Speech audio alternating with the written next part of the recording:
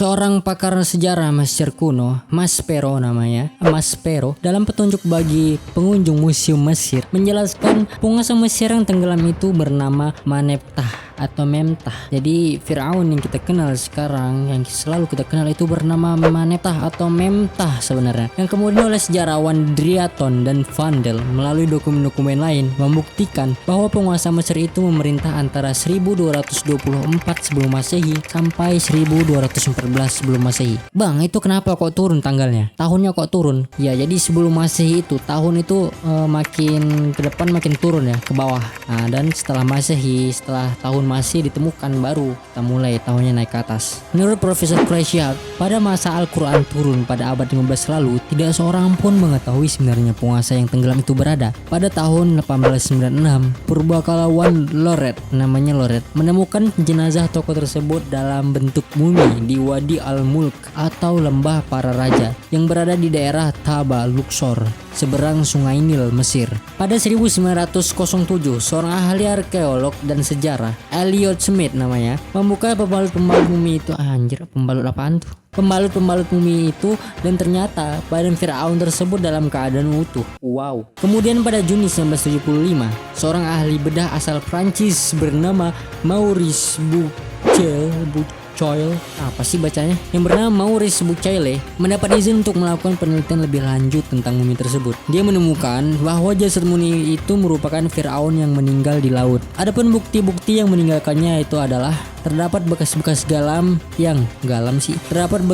garam yang memenuhi sekujur tubuhnya. Walaupun sebab kematiannya menurut dia diakibatkan oleh shock. Jasadnya yang baru dikeluarkan dari laut kemudian segera dibalsem untuk diawetkan. Namun hal ini tetap mengganjal logika sang profesor. Bagaimana mungkin jasad mumi yang sudah tenggelam lama di dalam laut masih lebih baik kondisinya dibanding mumi lainnya? Nah, logika seorang ilmuwannya main ya. Ia kemudian mendengar bahwa Al-Quran sebenarnya telah mengisahkan cerita tenggelamnya Firaun. Kabarnya setelah mencari riwayat di berbagai kitab termasuk Taurat dan Injil, kemudian Bucaille beralih ke Islam. Ia menemui sejumlah ilmuwan autopsi muslim dan diberitahu mengenai salah satu ayat Al-Quran. Ayat tersebut telah menyentuh hati Bucaille sehingga ia menjadi seorang mu'alaf masuk Islam. Masya Allah, subhanallah, alhamdulillah. Jauh sebelum ilmu pengetahuan modern mampu menemukan jasad Firaun, Al-Quran lebih dulu mengisyaratkan bahwa jasadnya akan ditemukan. Namun penemuan jasad tersebut ditujukan Allah sebagai pelajaran bagi generasi selanjutnya. Allah berfirman dalam Al-Quran surat Yunus ayat 90-92 yang berbunyi, "Dan kami memungkinkan Bani Israel melintasi laut. Mereka pun diikuti oleh Firaun dan tentaranya, karena mereka hendak menganiaya dan mengindas Bani Israel. Ketika Firaun telah hampir tenggelam, ia berkata, 'Saya percaya bahwa tidak ada Tuhan melainkan Tuhan yang disembah oleh Bani Israel.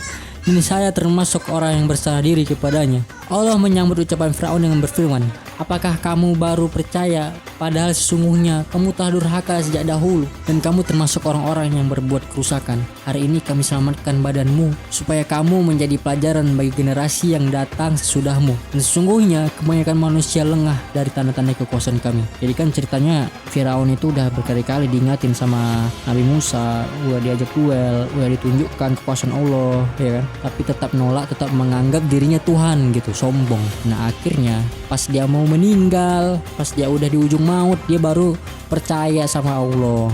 Dan itu udah terlambat ya, udah terlalu jauh gitu. Nyawanya udah sampai di tenggorokan sehingga ya ditutup lah pintu taubat itu.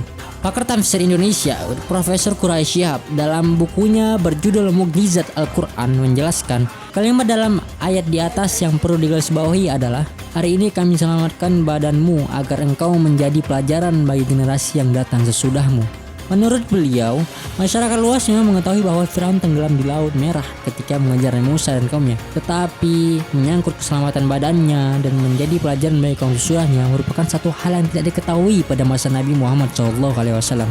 Bahkan hal ini pun tak disinggung dalam kitab Perjanjian Lama. Al-Quran yang turun ribuan tahun yang lalu sudah meramalkan atau sudah menetapkan bahwasannya jasad Firaun akan abadi atau akan baik-baik saja untuk dijadikan pelajaran bagi generasi selanjutnya. Sekian dari saya, terima kasih.